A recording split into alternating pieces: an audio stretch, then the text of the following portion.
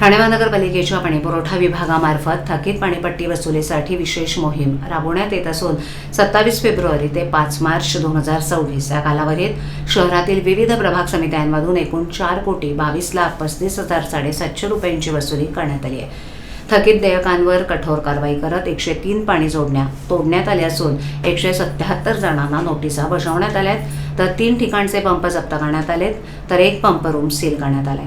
या कालावधीत प्रभाग समितीनिहाय वसुलीमध्ये मानपाडा प्रभाग समितीतून 1,14,65,750 रुपयांची वसुली करण्यात आली। कळवा प्रभाग समितीतून 59,05,557 रुपयांची वसुली करण्यात आली असून 35 जणांचे नळ संयोजन खंडित करण्यात आली आहेत। नौपाडा प्रभाग समितीतून 52,98,941 रुपयांची वसुली करण्यात आली, तर 31 जणांची नळ संयोजनं खंडित करण्यात आली आहेत, तर 60 जणांना नोटिसा बजावण्यात आल्या आहेत। वर्तकनगर प्रभाग समितीतून 49,94,751 रुपयांची वसुली करण्यात आली आहे।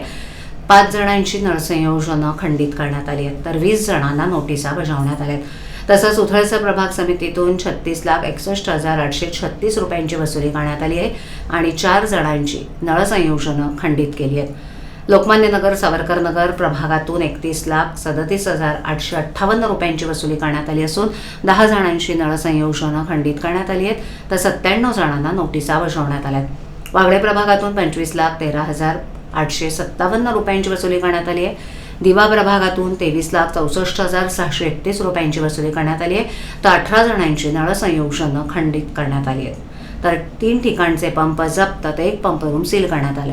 मुंब्रा प्रभाग समितीतून 16,60,158 रुपयांची वसुली करण्यात आली आहे, तर नागरी सुविधा केंद्रांतर्गत 12,32,411 रुपयांची वसुली करण्यात आली आहे।